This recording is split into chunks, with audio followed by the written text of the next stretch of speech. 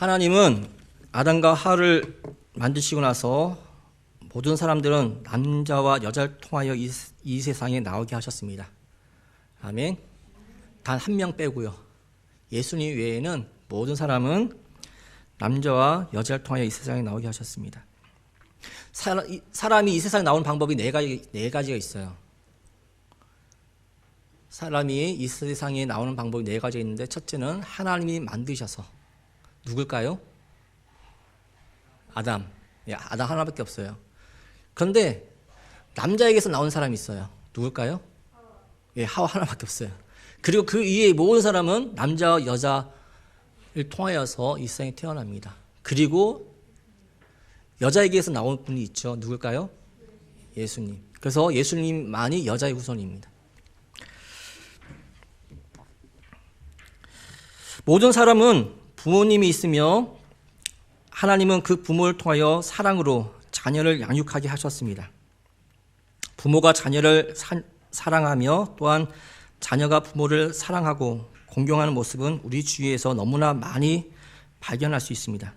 그것이 정상이고 자연스러운 것이며 아름다운 모습입니다. 그런데 오늘 본문에서는 한 왕이 자식이 죽음 앞에서 크게 슬퍼하며 울부짖는 장면이 나옵니다.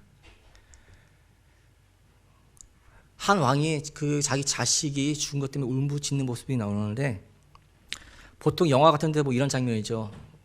왕자가 전쟁터에 나가서 적을 맞아 싸우다가 장렬하게 전사해서 그 소리를 듣고 왕이 울부짖는 모습이 그려지는데, 오늘 모습은 그 장면 반대되는 모습이에요. 정말 적이 쳐들어서 맞서 싸우다가 장렬하게 전사해서 죽은 것이 아닙니다. 오히려 왕인 아버지를 반역하여 왕위를 찬탈하고 아버지의 나라와 아버지의 재산과 심지어는 아버지의 여인들까지 차지하고 나서 마지막으로 아버지의 목숨까지도 빼앗으려 했던 아들이 아버지의 군대와의 전쟁에서 죽임을 당하자 아버지 다윗 왕은 슬퍼 울부짖는 것입니다. 비록 아들이었지만 반역자이며 폐륜아입니다. 그럼에도 다윗은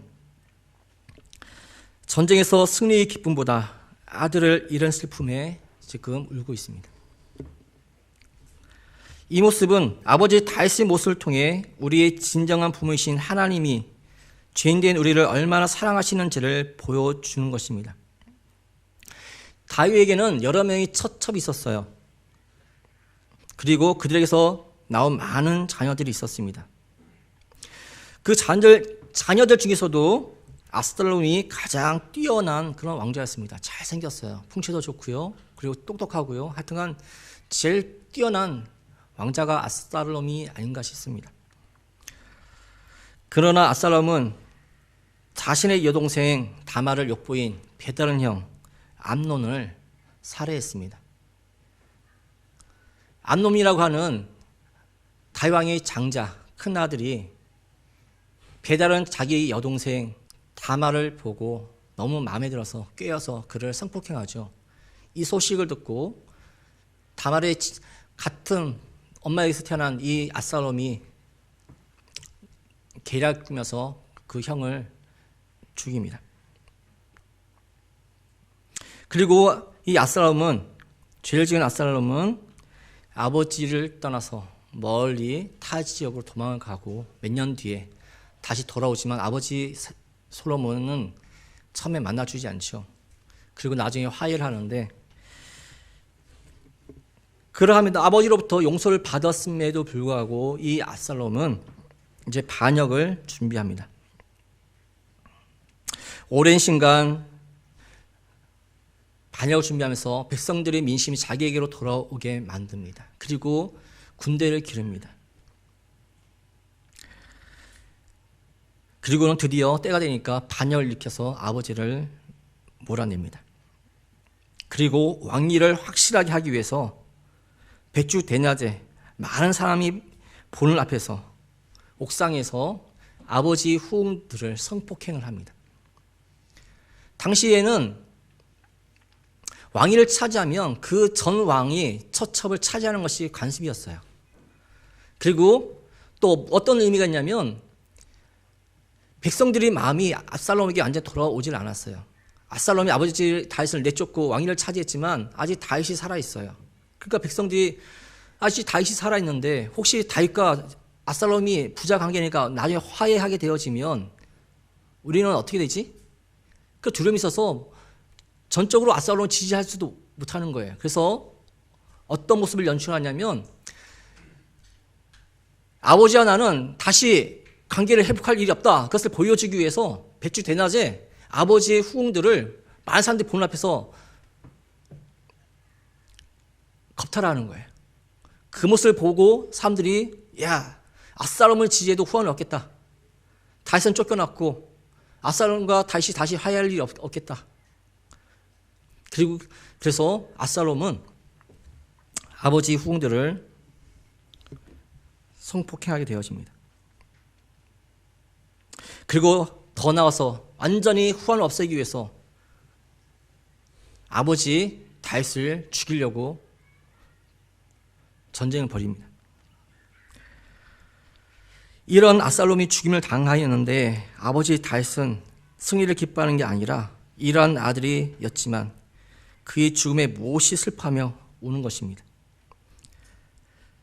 몹시 슬퍼하는 모습에서 부모 사랑, 아버지 사랑 특징 몇 가지를 발견할 수 있습니다. 먼저 사랑할 가치조차 없는 자식인데도 사랑하는 것이 부모의 사랑입니다. 아멘. 정말 사랑할 가치조차 없는 그 자식인데도 사랑하는 것이 아버지, 더 나아서 부모의 사랑입니다.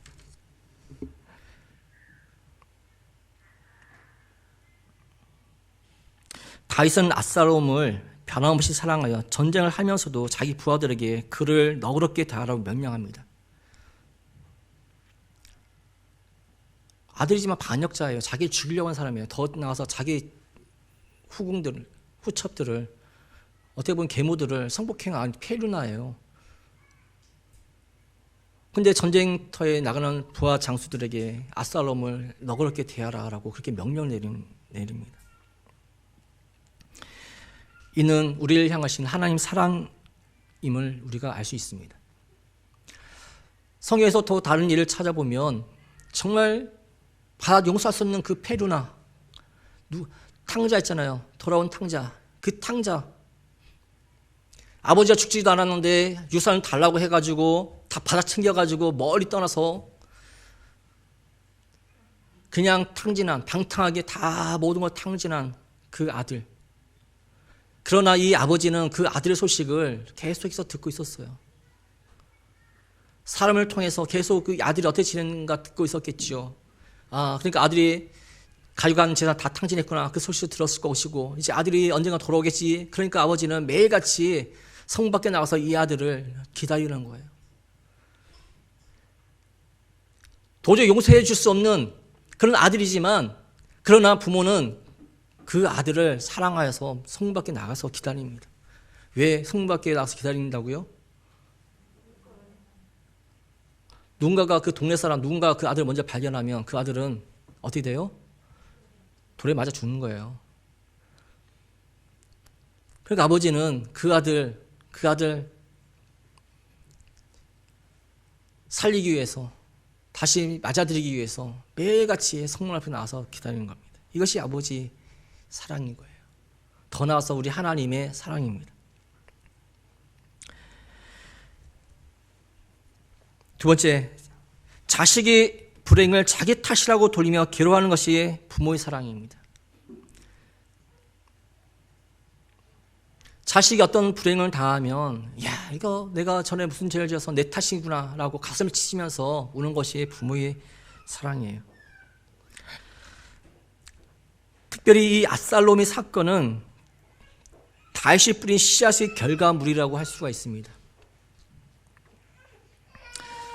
사무엘하 11장부터 12장까지 보면 우리야 사건이 나와요. 우리야 잘 아시죠? 바세바 사건. 이제 다윗이 왕권이, 나라가 안정되어지고 왕권이 안정되어지니까 항상 전쟁터에서 잔뼈가 굵었던 이 다윗은 이제는 전쟁터에 나가지 않고 왕궁에 앉아서 쉬면서 부하들만 전쟁터에 내보내요. 부하들은 전쟁터에서 열심히 전쟁하고 있는데 자기는 왕궁에서 여유롭게 지내다가 보니까 어떤 한 여인이 눈에 들어오네요. 그리고 그 여인을 데리고 들어옵니다. 그 여인을 자기 것으로 만듭니다. 그런데 이것은 어떤 욕정에서 돌발적으로 우연히 벌어진 것이 아니고요. 즉흥적으로 어떤 자기 주체 못해서 벌어진 일이 아니고 계획적으로 오랜 시간을 거쳐서 되어진 일인 것을 알 수가 있어요. 중지할 수 있는 그런 시간이 있었는데 다윗은 그렇게 하지 아니하고 그 연인을 취합니다. 그리고 그 연이 아이를 가지니까 임신을 하니까 그것을 속이기 위해서, 그것을 숨기기 위해서 그 남편 우리아를 전쟁에서 불러내고 다시 그 남편을 살인 교사하는, 죽이는 그런 죄를 저지르죠. 이를 통해서 나단 선지자를 통해서 책망을 받습니다. 12장 10절부터 12절까지 한번 볼까요? 사무엘하 12장.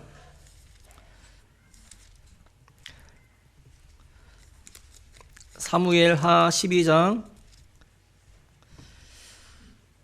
10절부터 12절까지 다 같이 한번 읽어보겠습니다. 찾으셨나요?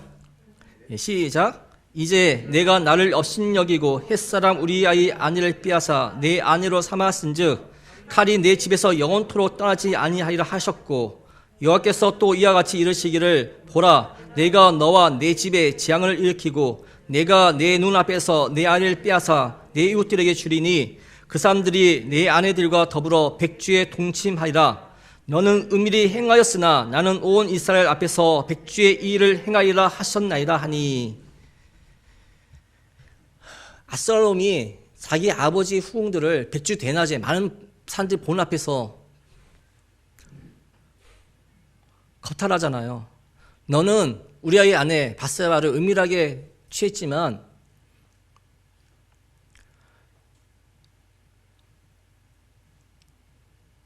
하나님은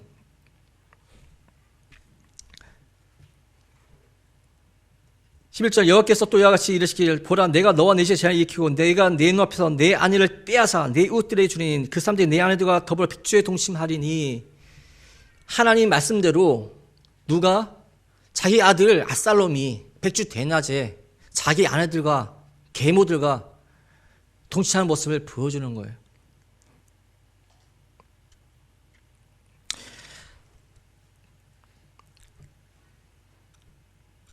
압살롬이 죽임을 당하고 이런 압살롬 반역을 통해서 벌어진 일들을 통해서 다윗은 자기가 지은 죄가 다시 한번 기억났을 거예요. 그리고 압살롬이 죽을 때 이것은 정말 내 탓이구나라고 가슴을 찢었을 것입니다.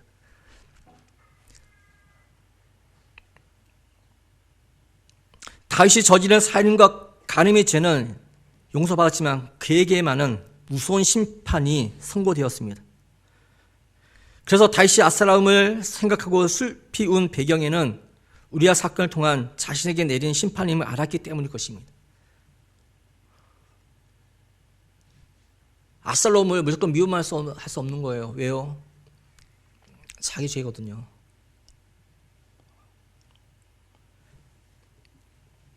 자식이 잘 되면 자식 탓이지만 혹여 자식이 잘못되면 그 책임은 부모 자신이십니다.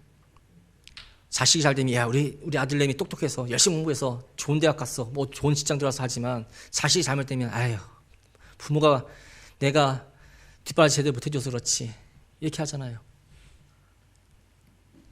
이것이 부모의 마음입니다. 예수님이 우리를 대신해서 십자가에 못 박혀 죽으셨습니다. 그래서 하나님의 자녀들은 아버지 하나님의 사랑에 감격하며 아버지에게 돌아가지만 자녀가 아닌 자들은 나와 무슨 상관이 있어 라고 하며 세상으로 달려갑니다. 하나님의 자녀들은 그 사랑을 알기에 그 사랑 감격해서 하나님 품으로 달려오지만 하나님 자녀가 아닌 자들은 나하고 상관없는 사람이 왜 그 세상으로 달려가는 거예요. 네, 세 번째, 부모는 자식을 자기 생명과 나라와 왕위보다 더 앞세우는 것이 부모의 사랑입니다. 다윗은 차라리 자기가 죽고 압살롬이 살았으면 하고 자기 생명보다 압살롬을 더 앞세웁니다. 이것이 부모의 사랑입니다.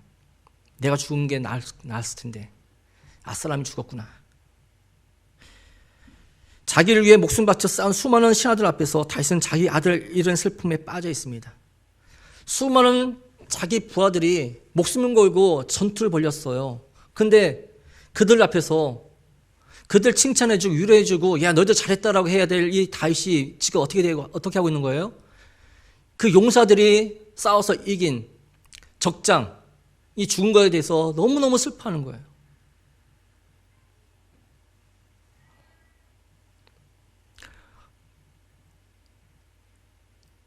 왕의 모습에 왕이라고는 관점에서 보면 말도 안 되는 그런 장면인데 아버지라는 모습에서는 공감이 가잖아요.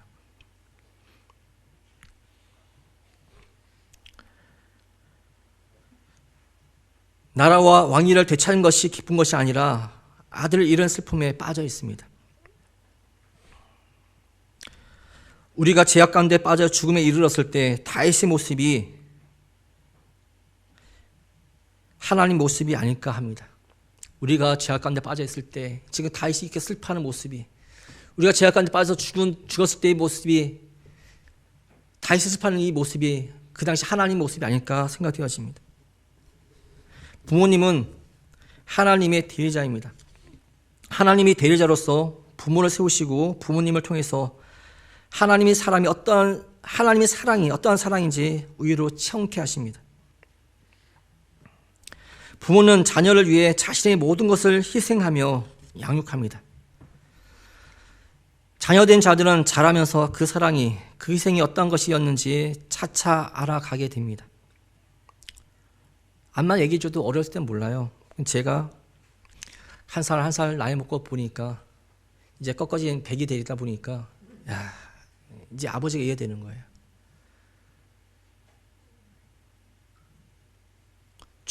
어렸을 때 말도 안 되는 이유로 죽을 정도로 많이 맞았거든요. 이해가 안 되는 거예요. 근데 지금 보니까 그 당시 우리 아버지 어머니 얼마나 참 안담했을까. 얼마나 힘드셨을까. 그럼에도 어쨌든 잘하셨던지 못하셨던지 그 자리를 지키시고 꿋꿋이 버티시고 지금까지 살아오신 거 그거 생각을 얼마나 감사한지 몰라요. 그전에는 암만 얘기해줘도 이해를 못하는데 지금은 아무 말도 안 해도 이해가 되는 거예요. 그래서 그게 감사하고 고마운 거예요.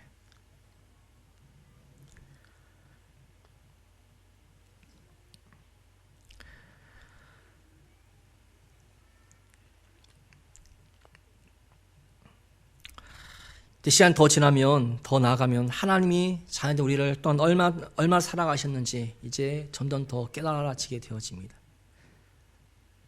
시간이 지나면 지날수록 부모님의 사랑이 더 새로워지고 더 깨달아지고 더 이해가 되고 그리고 마찬가지로 하나님이 우리를 얼마나 사랑하시는지 점점 하나하나 더 알아가게 되어집니다.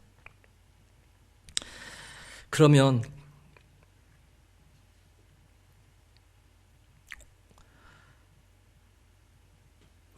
우리는 무엇을 해야 할까요? 그런 부모님께 우리는 무엇을 해야 할까요? 어떻게 하나님을 기쁘시게 해드릴까요? 곰곰이 생각해 봤어요. 어떻게 내가 하나님 기쁘시게 해드리지? 헌금을 많이 하면? 아니, 이 세상 모든 것이 다 하나님 건데 내가 헌금을 해봐야 뭐 정말 예? 내가 뭐 1,000억, 몇 조를 헌금한다고 해도 하나님이 가진 걸 비교하면 정말 아무것도 아닌데 하나님 기쁘시할 수 있을까? 어떻게 해야 하나님 기쁘시할 수 있을까? 열심히 봉사하고 일한다고? 나보다 더 잘하는 사람도 세고 셌는데요? 근데 어떻게 보면 참 간단해요. 하나님을 인정하고 그를 믿는 것입니다.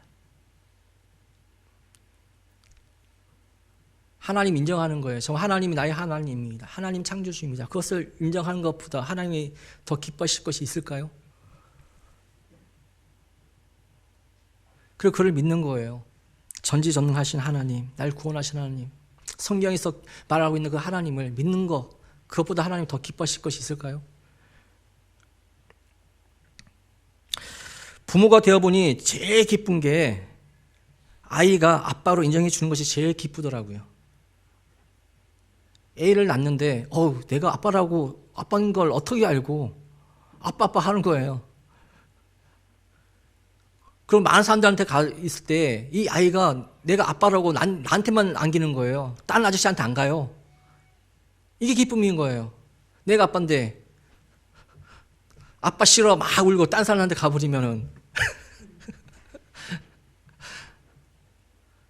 근데 신기하게 지금은 은희 은성이 아니에요. 다 컸다고 지들 컸다고 그러는데 아기 때는 다 어떻게 가르쳐주지 않은데도 엄마인 줄 알고 아빠인 줄 알고 안기고 특히 우리 은강이 은율이는 아직까지 손 안 댔지만 은희 은성이 좀 많이 좀 손 좀 댔거든요. 혼내고 그랬는데도 아빠인 줄 알고 엄마인 줄 알고 아빠로 인정해 주니까 그것이 너무 기쁜 거예요. 아이가 특별히 아빠한테 뭐 선물 주고 뭐 공부 잘하고 그래서 기쁜 게 아니고 정말 아빠로 인정해 주니까 부모로 인정해 주니까 그것이 기쁨인 거예요.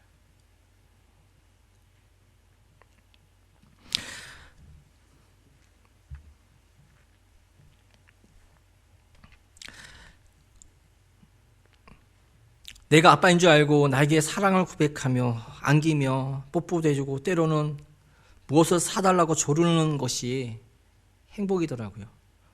마트에 가면 막 그냥 사달라고 쫄라요.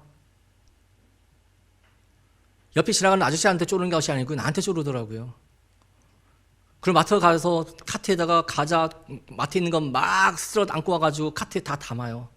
야, 아빠 돈 없어. 그럼 뭐라 그런지 아세요? 카드 있잖아.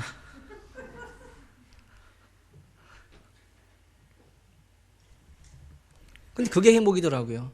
그것이 기쁨이고. 그 아이가 자기 카드 가지고, 자기 용돈 가지고 나한테 그 과자 사주는 것보다 아빠 카드 있잖아. 이거 사내. 라고 하는 것이 기쁨이더라고요.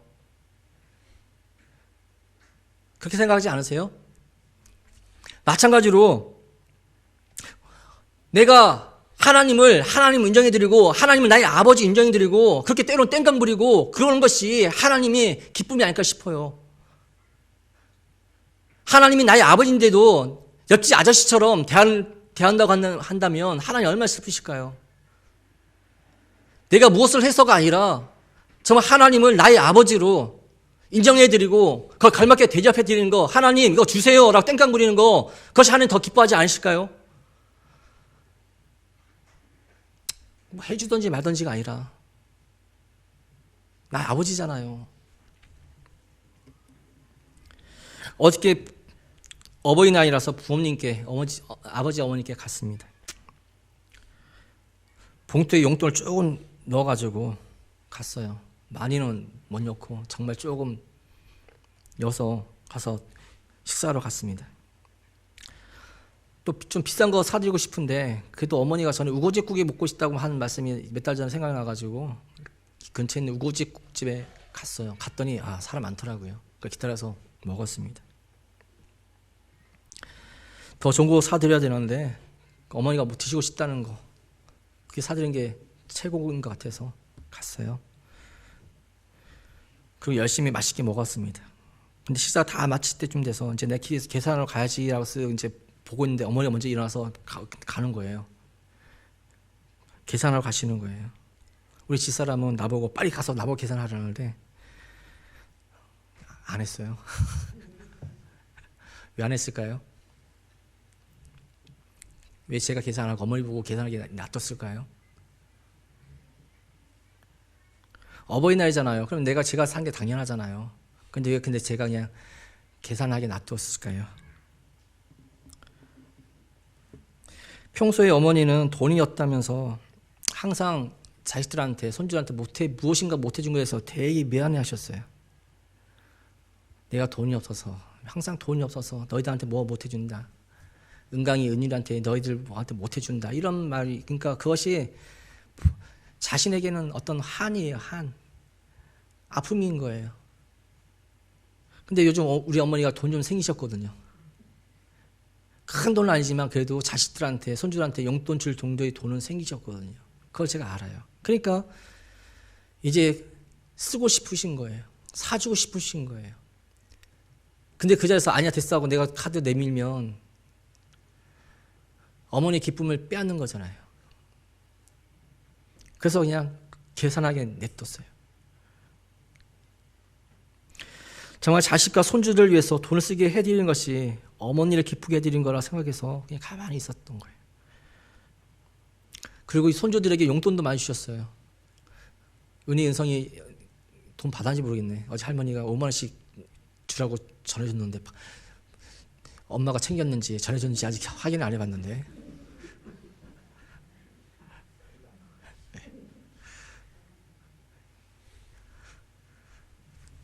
그리고 은강이, 은율이 2만 원씩 해서 돈 많이 쓰셨는데, 근데 그것이 할머니의 기쁨이에요.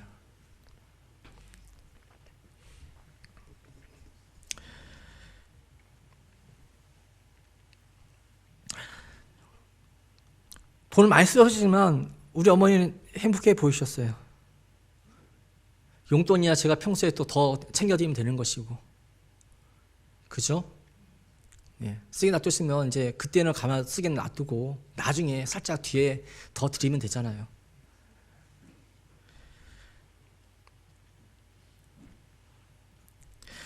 정말 우리 어머니가 쓰고 싶을 때 쓰시게 하는 게 맞다고 생각이 듭니다.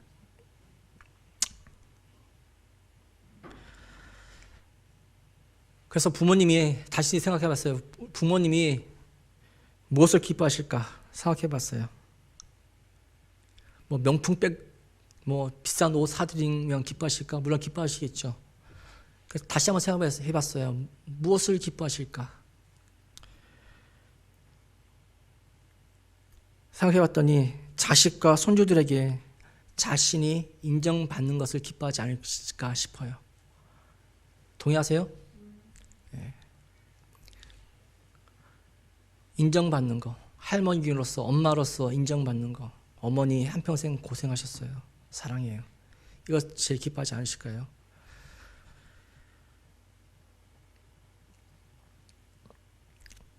그분들의 삶을 인정해드리고 칭찬해드리고 감사를 드리는 게 맞다라고 생각되어집니다. 내가 보기엔 부족하고 말도 안 되는 그 삶을 사셨다 할지라도 그분들 나름대로 최선을 다해서 힘든 삶을 살으셨어요. 자식들 위해서. 그래서 그 삶을 인정해드리는 거, 그것이 진정 부모님을 기쁘게 해드리는 것이 아닌가 싶습니다. 그래서 좀 더 생각해 봤어요. 내가 왜 부모님을 싫어할까? 왜 장인을 내가 싫어할까? 왜 못마땅해 할까? 하니까 어떤 답이 오냐면 내가 그분들의 삶을 인정해 드리지 못하고 있구나. 내 잣대로, 내 기준으로 그분들의 삶을 재단하고 있구나.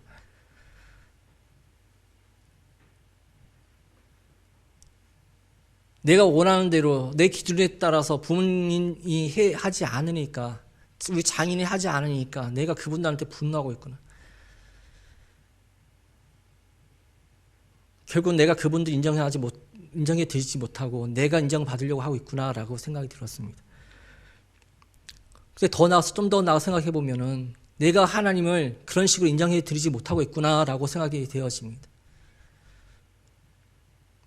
말로는 하나님 감사합니다. 하나님을 인정합니다. 하나님 나의 주입니다 하면서도 실제로는 하나님이 인정해 드리지 못하고 있다라고 하는 답을 내렸습니다. 그래서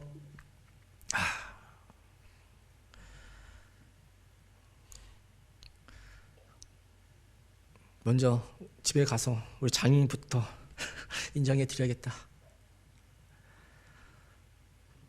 네, 저한테 큰 숙제거든요. 어려움이거든요. 근데 우리 장인 어른을 내가 인정해 드려야겠다. 인정하지 못했어요. 도저히 인정이 안 되는 거예요. 근데 그건 내 생각이었어요.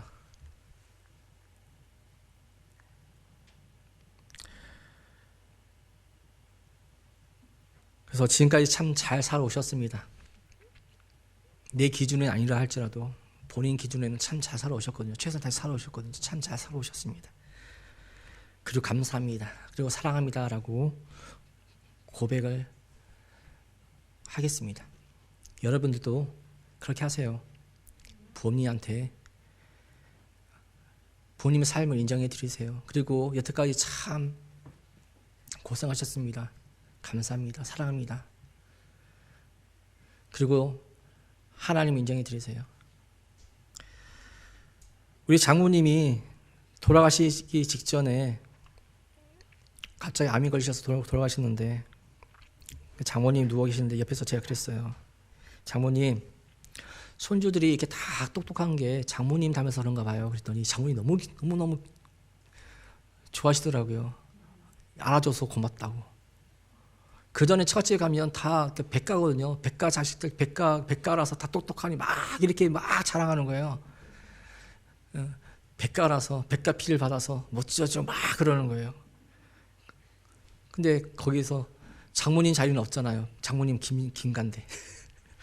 근데 제가 보기에는 장인 어른 때문에 애들이 똑똑한 것이 아니라 장모님 때문에 똑똑한 걸로 보였거든요. 그래서 돌아가시기 얼마 전에 장모님 때문에 손주 다 이렇게 똑똑한가 봐요 했더니 알아줘서 고맙다고 너무너무 기뻐하시더라고요.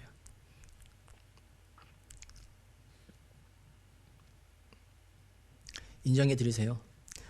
예, 인정해 드리십시오. 내가 보기에는 부족하고 말도 안 되고 그런 삶을 살아오셨고 지금도 그렇게 산다 할지라도 그 자체를 인정해 드리십시오. 그걸 제일 기뻐하실 것입니다. 그리고 더 나아가서 정말 하나님을 하나님으로, 하나님을 나의 주인으로, 하나님을 나의 왕으로, 하나님을 나의 신랑으로 인정해 드리시고 그렇게 살아가시길 기원합니다.